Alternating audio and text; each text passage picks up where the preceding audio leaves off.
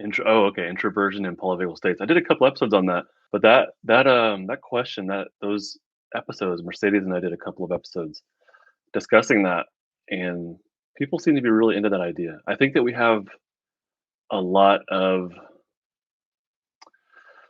what identity, is that the right word, or ownership, something around there, around what it means to be an introvert or an extrovert or an ambivert. Like we take a lot of ownership over that, and so when Mercedes and I come along and start to pontificate about, what does this really mean? What are we really saying? I think people have a reaction to it. It's like, you're redefining me on some level. All right, so let's take on, yeah, let's take on introversion and social anxiety question. Before I even get further, I want to just kind of clarify my thoughts here. So introversion, we kind of get the idea of what that is. I think the way I would define that is someone who gets depleted by being around others or feels replenished just being on their own. They don't need a ton of social interaction or excitement, or what they do it like they have their own way of doing so. They have their own way, and it's not necessarily around being around a lot of stimulation. Is that a fair definition of introversion? Social anxiety, I would define. This is how I'm going to define it. It is anxiety that is specifically around social stuff. So we can all have anxiety. What triggers that and what worsens it can be different person to person. So social anxiety is someone I would say that has anxiety, but just about social situations, maybe overwhelming social situations. No, no. Let's focus on. Well, I was going to say like maybe environmental as well, but no, we'll focus on the social aspect of it. And to me, anxiety stems from a polyvagal state of flight, stuck, like a stuck flight kind of state. Emma says, I've read that introversion is when someone gathers. Oh, okay. So you've, I should have just read it because you're defining it as well. I've read that introversion is when someone gathers strength slash energy from being alone, as opposed to extroversion, which is gaining energy from being around others. Okay, we agree. So, what are the questions? Oh, no. I was wondering then if introversion could be a way for the autonomic nervous system to gain energy by being alone and away from social stimulation. Could social anxiety just be the definition we prescribe to the desire to remove oneself from a socially stimulating environment? Removing oneself equals flight to me. Yes, I agree with all these things. So this could be now. This to me, this is a situation of two paradigms, and I've talked about this with Mercedes on the podcast a couple times.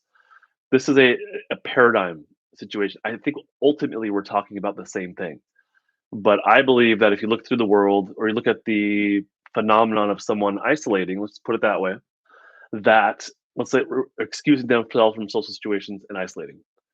If you look at that phenomenon through the lens of the polyvagal theory, the paradigm of the polyvagal theory, that would lead you to believe that they have lost access to their safety state, dropped down the ladder, maybe in their flight energy, maybe they're just getting away from it. That could be it. But it could also be someone that exists in more of a shutdown state and does better on their own. Just because in a shutdown state, we are not very social and we tend to have this impulse to be alone. We have an impulse to reduce stimulation, to rest, to disconnect. Like that, all those impulses are part of shutdown. So, through the lens of polyvagal theory, introversion is basically shutdown. Now, it might not be an extreme shutdown. Like I said, these are gradients.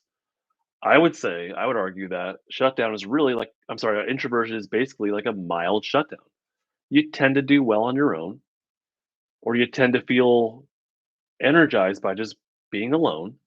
And then once that's kind of done, you can interact with people here and there. You tend to do better with people that you know or that you already have a relationship with. The new people are too much for your system, so it sends you right back down into shutdown. That's what I would say through that lens. But if we look at this through the paradigm of introversion, extroversion, then we're just kind of labeling. We're saying that here's a set of behaviors, and we'll call that introversion. Here's a set of behaviors, and we'll call that extroversion. That doesn't explain why. It's just a label for what we're seeing. Polyvagal theory is like this is what we're seeing, and here's why. So I think it's a deeper explanation that it's ultimately saying the same thing. And when you think about it, if we looked at it through the lens of extroversion, introversion, just through this sort of paradigm, These things, these behaviors don't exist just on their own. Something is driving that, right? So maybe it's just genetically you're born that way. Maybe it's trauma, someone survived that has led them to being more extroverted or introverted. Maybe it's the autonomic nervous system in a state of mild dysregulation. Like something is still driving this. So labeling things as introversion, extroversion doesn't explain why, but there is still a why. This just hasn't explained it. I think the furthest that I've heard from this paradigm, the furthest that I've heard people go is that, well, we're just kind of born that way. But that's not really an explanation. That's kind of lacking in my opinion. So something is still driving this, and Dr. Port. I think the argument could be made that Dr. Porter's laid out concepts that could through this that could explain this. And I talked to Deb Dana. She's a therapist that really pioneered this in the use of therapy. I talked to her. She kind of said something similar, where these things are. She says it's fun to play around with labels and whatnot, but I think she kind of said that I forget exactly what she said, but something similar to this, where these are like ways of viewing the world, and we didn't go too deep into it, unfortunately. But I think she called them like labels. Like there's not a whole lot to that paradigm, and so I'm just like I want to get to the next level of okay, well, someone's introverted or extroverted, why, or like what's driving that? What in their system is driving that? Because something is. All right, Emma says, right. So introversion and extroversion are our individual natural autonomic preferences for gaining energy and working our way up the ladder. Maybe this is making me wonder if introversion and extroversion are static throughout life. I don't, maybe I'll say maybe, but I personally don't think so. I would call myself lifelong, easily an introvert and probably still am. However, I feel that introversion personally, I feel that shifting. The more self-regulated I am, the more I do my own work, the more I climb my ladder and have access to my safety state. I feel that shifting. And there are some contexts where I feel extremely extroverted. If I go to a 49er game, I can talk to anybody. You know what I mean? If I do a presentation in person, I feel super alive around people. That's just that context. So in that context, I'm very extroverted. That's my child screaming in the background. So I feel that shifting. I wouldn't say that these are lifelong things, and I think that's kind of like we can't know that. We can't know these are lifelong things. That's like telling someone that they have ADHD for life or they're bipolar for life, and they just have to deal with it. And I know introversion, extroversion aren't diagnoses, and they aren't bad things, and neither are diagnoses exactly. But we can't prescribe someone's future for them. We don't know that. We can't put that limitation on them. I don't think so. I think that's kind of one of those things. Is like, well, you're an introvert. Period. You're an extrovert, which sounds like a nightmare to me personally, but you're an extrovert, period. I don't think we can do that.